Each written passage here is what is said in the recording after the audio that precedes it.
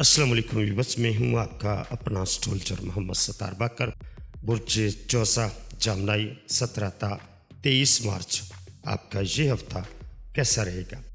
ये हफ्ता बुर्ज चौसा वालों के लिए मिला जुला रहेगा।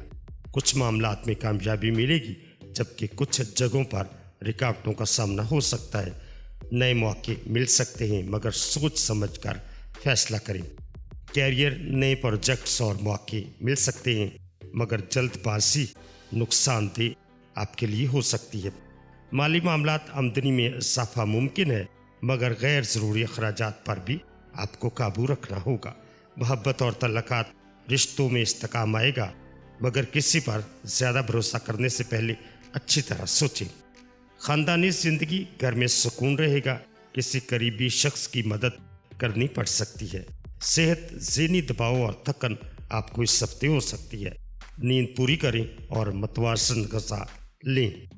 इस हफ्ते का एहतियात, दूसरों की बातों में आकर बड़े फैसले न करें।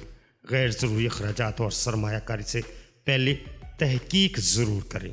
किसी भी बहस व मुबासे में हद से ज़्यादा जज्बाती होने से बचें। मेरा आपके लिए मशवरा, इस हफ्ते मतवाज़न रवैया, समझदारी और सब्र को अपनाएं। मौक़ों का फ़ायदा उठाएं, मगर किसी भी काम में जल्दबाजी ना करें।